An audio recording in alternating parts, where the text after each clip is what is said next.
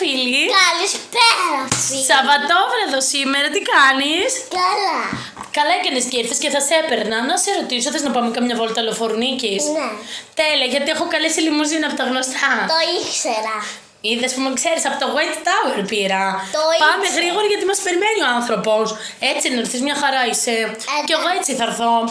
Καλησπέρα, τι κάνετε? Εμείς είμαστε πάλι από τα γνωστά. Να μπούμε ή μπα μας βαρεθήκατε? Εντάξει, Λεωφορουνίκης πάμε.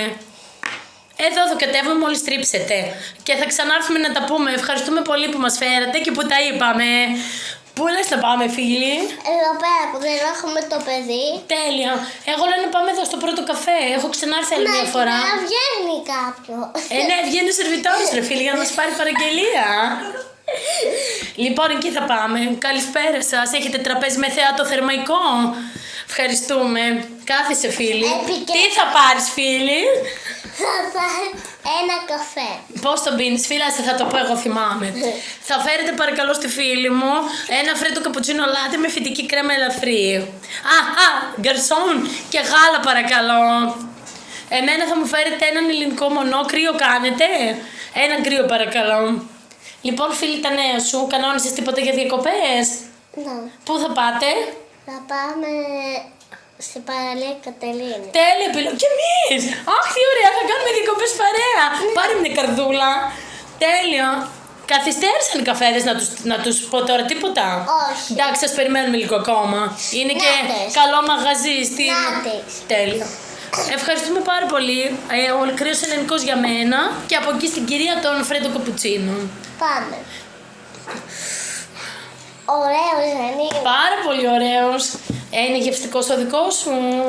Ναι, λίγο. Τέλεια, και ο δικός μου. Εμένα θα μου πει τι γευστικός να είναι, τον πίνω και σκέτο. Να φωνάξουμε την κοπέλα να πληρώσουμε. Ναι. Σερβιτόρα, παρακαλώ. Παρακαλώ να πληρώσουμε λογαριασμό. Εσάς λέω, σερβιτόρα.